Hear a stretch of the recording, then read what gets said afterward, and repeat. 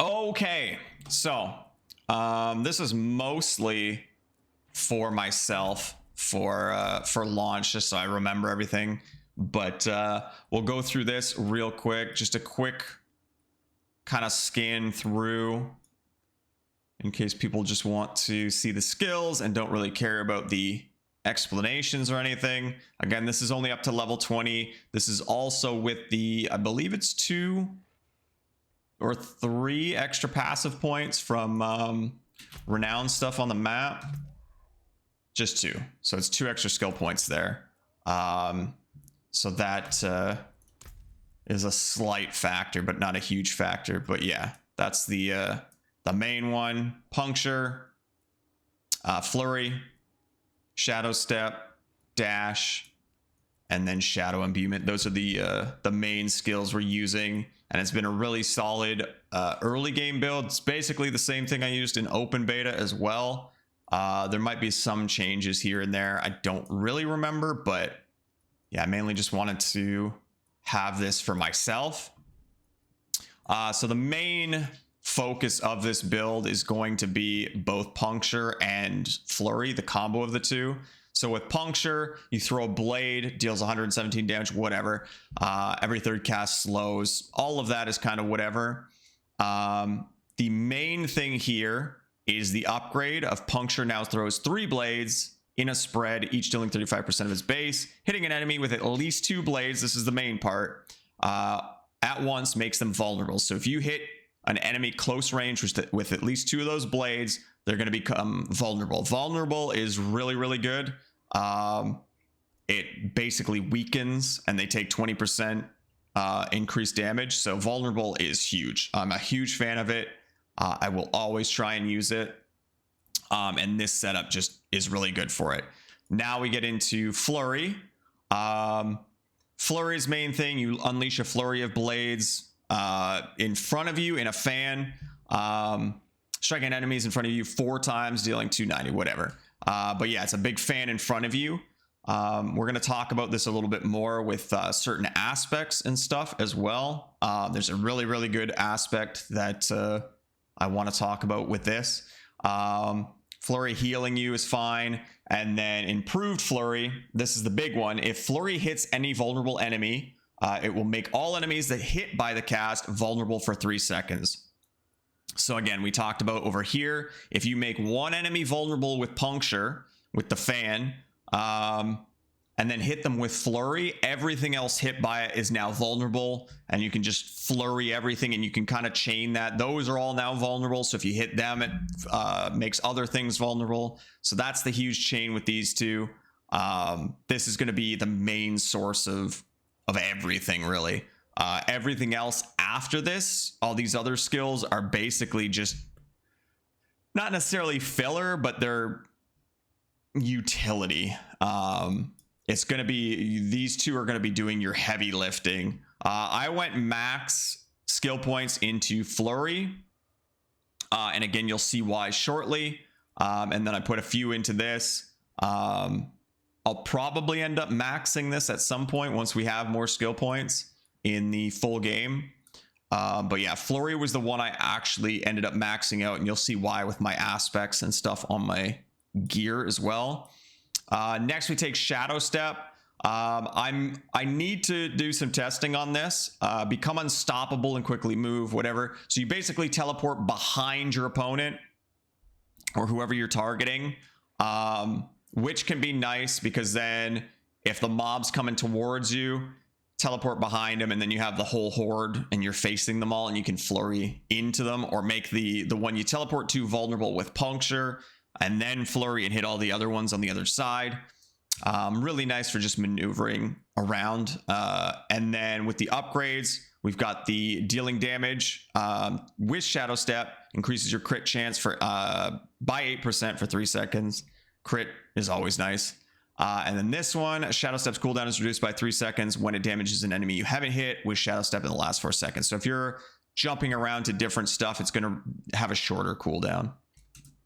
Kind of whatever. I didn't really care too much about the stun. It's just not really necessary for us, but Shadow Stepping around is nice. Now, the big thing that I want to test, so with Barbarian's charge, when you use it, you become unstoppable. And you can actually use it while you're stunned to break out of that stun, which is clutch because stuns and freezes and stuff like that are super nasty in this. So especially if you're playing hardcore, a lot of my deaths have been from getting stunned, and the stuns last so long. So having something that can break out of that is huge. I need to test to see if this will break out of it. But if it does, so it's pretty solid to have. So Shadow Step will always be something I grab. Dash is our other one. I love having a movement ability, so this is just another one of those. Upgrades and stuff don't really matter that much. This isn't bad though. Dash, enemies damaged by dash take 20% increased critical strike damage from you. The problem with dash is if you're like face to face with an enemy, which you're kind of going to be in a dagger based melee range thing, you can kind of dash away from them, but then you have to dash back. You do get 2 charges, but it can potentially put you out of position sometimes. It's not really a big deal because then you can always use Shadow Step to get back in too. So just stuff like that. Dealing damage to crowd controlled enemies with dash reduces its cooldown by 0.5 for 3 or up to 3 seconds. So just another way to be able to use it a little more often. And then the crowd control, we potentially slow things with our puncture as well. So it sometimes helps, but it's not a big deal because you have 2 charges of it. So just being able to dash around is nice. I skip this entire tier here. I haven't really looked too much into it, but I didn't really see anything I cared that much. Dark Shroud could be nice. I believe it gives you crit chance at some point. Dark Shroud's shadows have a 10%. No, that's not it. Where is it? While you have at least 4 active shadows from Dark Shroud, gain 8% crit chance, which is nice. Crit chance is always nice, but having to keep these shadows up is a bit of a pain. Not really for me. But yeah, then we move down to another important one here, Shadow Imbuement. So we're already pretty good with crowd control because of the flurry and kind of being able to hit a bunch of targets at once. But Shadow Imbuement, just if you start getting into meatier opponents and really want to clear crowds, this will do it. So you just pop this and then it infects targets that it hits, and when they die, they explode and deal damage. If you've played Destiny at all, it's basically like the volatile void stuff, where you infect them, and when you kill them, they blow up and hit everything around them. So it's pretty handy, especially with Flurry, because you can apply it to multiple targets at once, and then when those all die, they all explode and everything around them just kind of dies. Now this I'm not 100% sure on. So this is a lucky hit. Shadow damage has up to a 10% chance to stun for 0.5 seconds. Kind of whatever.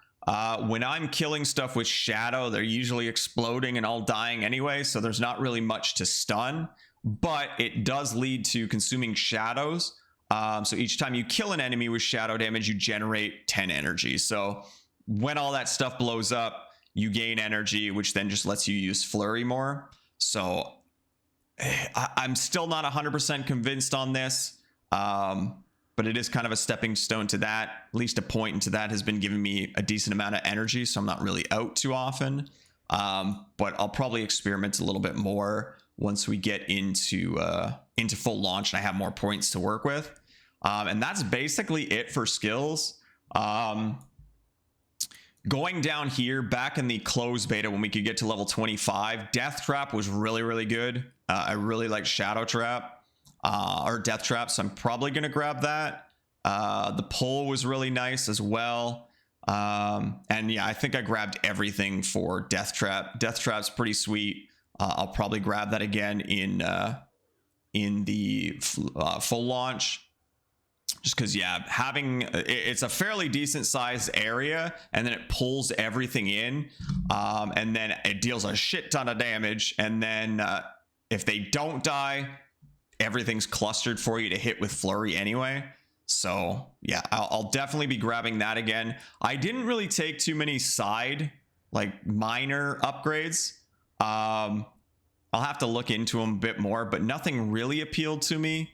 I'm probably going to stick more with the specific skills and their upgrades, and just straight up upgrading. Again, like I will absolutely be maxing out Flurry, most likely be upgrading Puncture to max as well.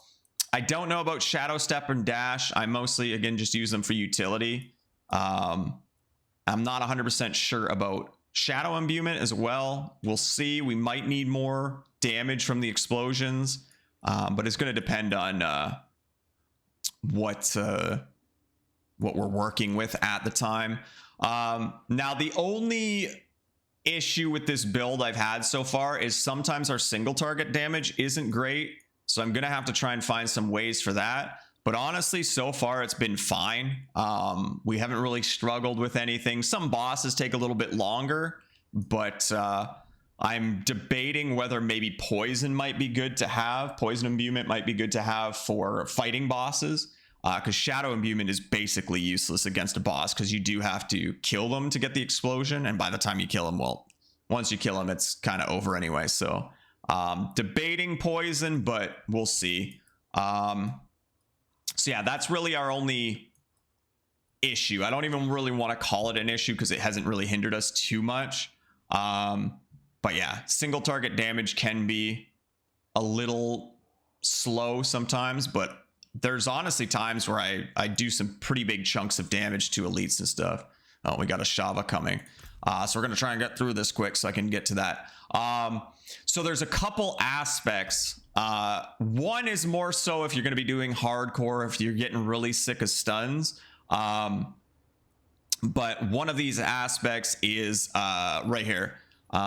Becoming injured while crowd control grants you unstoppable for 4 seconds. This effect has a 40-second cooldown. So the big thing with this is that, again, stuns last a super long time when AI apply it to you. It can feel like a really long time and you just get slammed down by everything. So this, as soon as you get to the injured state, you get unstoppable, which breaks you out, and then you can immediately either heal or dash out or whatever you need to do. But I highly recommend this for, especially if you're running hardcore, which I am probably going to do on launch, but I haven't decided yet. Anyway, you get it from Caldera Gate. Obviously, that could change. They might move that around or whatever. That might become something else. But it's just to the west of Menestad. So if you are interested in picking that up, that's where to get that early game. Which again, I strongly suggest, especially in hardcore. It will absolutely save your life. It'll save your life in softcore as well. But definitely recommend that. And then the other main one here is Flurry. So Flurry damages enemies in a circle around you and deals 8% increased damage, rogue only. So Flurry, we were talking about being able to hit everything in front of you. Now with this, it's going to hit everything around you, not just in front of you. It's going to hit front, back, sides, everywhere. And it's a pretty solid range as well. So again, this just chains even more. You hit one thing in front of you with your puncture and make them vulnerable, and then you use Flurry, and it's going to now apply vulnerable to everything around you that it hits. It's massive. Now, I'm not 100% sure, but I believe this actually came while doing my class quest. I believe it was from here in the Forsaken Quarry. I believe it actually shows here. I don't think that was the case before. Yeah, it says from, Forsaken Quarry, yeah, in the Fractured Peaks. I don't think it was there before. I feel like I got that off a piece of legendary gear originally. So again, stuff might change on launch. But from what I understand, once you hit level 15 and do your specialization quest, it came from doing that dungeon. So it all just kind of worked out that way. That was up here, right? Was it this? Yeah, I think so. So yeah, that's a huge piece, and it's really, really helped the build just be even better. How much time? 26 minutes. Can we do a little run here? We'll do a little run in here. I don't think we care too much about anything else. The only other thing would be specializations. So at level 15, you get your specialization and you get combo points to start. It's fine, it's whatever. But at level 20, you get inner sight. So when you're attacking marked enemies, it fills up your inner sight gauge. And when you get to max, you get unlimited energy for 4 seconds. So especially with that aspect where our flurry hits everything around us, it's really easy to target the marked enemies. You're going to see them here too. They're going to have a little eyeball above them. And that's what you're attacking to try and fill up that gauge. And then you get infinite energy for 4 seconds. So you can just spam flurry or whatever you need to do. It's really handy. So again, I could be using my shadow imbuement here, but we really don't need to. We kill stuff just fine. Everything just kind of dies. But if I wanted to use shadow imbuement, now everything just explodes and deals damage around it too. You can see our single target damage it's not great, but it's not terrible. It gets the job done. I'm not trying to win any speed records here, so I don't mind too much. But you see, I don't even really need to apply vulnerable in a lot of cases here. I mean, these monsters are all my level, but it's only level 20. It's not that big of a deal. The nice thing with Flurry 2 is it heals you when you're dealing damage.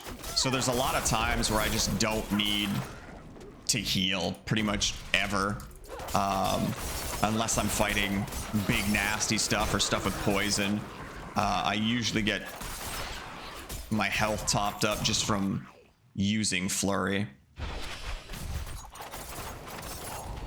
But yeah, you can see you just apply vulnerable to one thing and then everything around you gets it, and then you just keep comboing that, and you just constantly have vulnerability on enemies. So again, I just tested it. I can actually break out of a stun with Shadow Step. So just another great reason to have Shadow Step is getting away from those stuns. So if you're going up against something you know is going to be a little bit nasty and potentially stun you a lot and or freeze you or whatever, any sort of CC, keeping Shadow Step available to get out of that is definitely something you want to consider. And then again, if you have that other aspect as well, if you get into critical health, you'll automatically break out of it and be good. So lots of ways to get around the crazy stuns. Oh, there's my it's my second legendary drop. The rates definitely seem back to normal in this in the server slam. I think that's my second legendary actual drop. The other ones are just from applying aspects. But yeah, that's my second legendary drop on 2 characters that I've gotten to level 20. So I think the rates are a little bit more in line with what they want now. I don't know if they're going to continue to tune that, but definitely not as crazy as it was in the open beta. But again, I'm applying shadow aspect shadow imbuement every once in a while, but it's really not all that necessary. I'm not really using dash too much either here to get the crit chance, but it's just, you don't really need it. Obviously this build could change as we get into the later game. It might not be as viable, but we haven't been able to get to the end game yet, obviously, because we've been restricted to level 25. So don't really know yet, but as of right now, I'm a pretty big fan of this build, and it's so much fun with all the movement as well. But yeah, I wasn't gonna go over gear or anything. It's really not that important because you're switching through gear all the time. But getting stuff like physical damage is always nice. We skipped that room again. Can I go back in? Oh, okay. Fair enough. I don't know why it skips through that sometimes, but yeah, anything physical damage, because all of our skills are, you can see at the bottom there, physical damage, shadow imbuement, obviously not. It's shadow damage, physical damage there, physical damage there. So pretty much everything we use right now is physical damage, except for the shadow imbuement. And then once we get the, what is it, death trap, the ultimate, I believe that's shadow damage as well. So that's not going to benefit from it. But that's not something you're going to be using all the time anyway. So yeah, anything with physical damage is always nice, just to increase your overall damage. Damage to things close, because everything you kill is pretty much close. So yeah, anything like that'll be good to have on your gear. But again, it's not really important early game, just because you're rotating through gears so quickly. It's kind of not necessarily meaningless to work on min-maxing from the start, but I tend to save that kind of stuff for towards end game, when you're not going through gear so much. When you're getting a piece of gear that's going to last you a while, that's when I start kind of min-maxing, you know?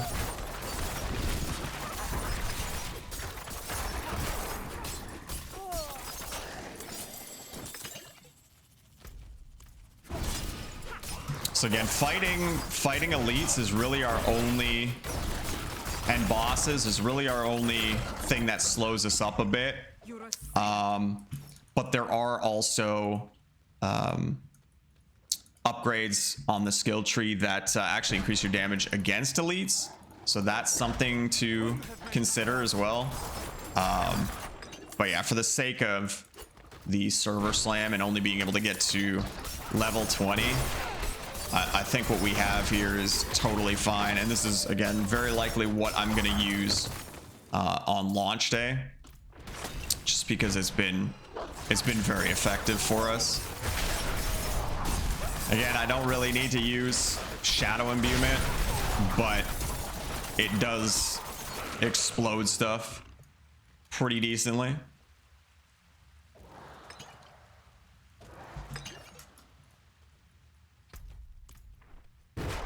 I need more time.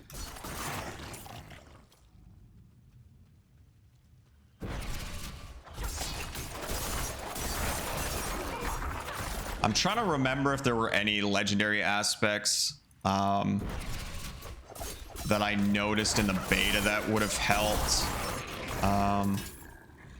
There were some legendary aspects that affected I believe marksman skills.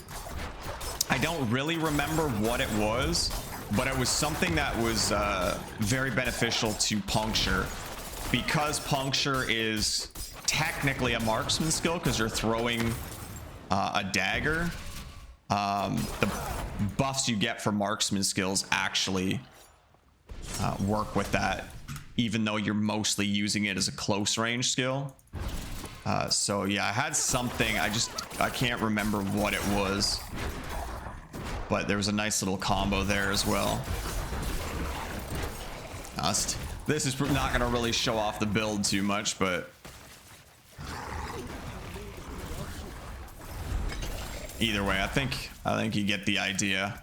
But yeah, that is that. I really enjoy this build so far. Every other class I've played, I have played them all. Nothing has felt as fun as the melee rogue. I may try a bow rogue at some point too. I did originally make one of those during the open beta, but then I switched to dagger rogue or sword, dagger, sword, whatever. I don't know if there's a huge difference between whether you're using a sword or a dagger. It might be something later on with specific legendary or unique daggers or swords that might be better or worse for the build. It's all something we're going to have to discover in time. But for now, the melee rogue, I don't think I ever used my bow. Either way, this has felt really, really good. And it's just fun to play.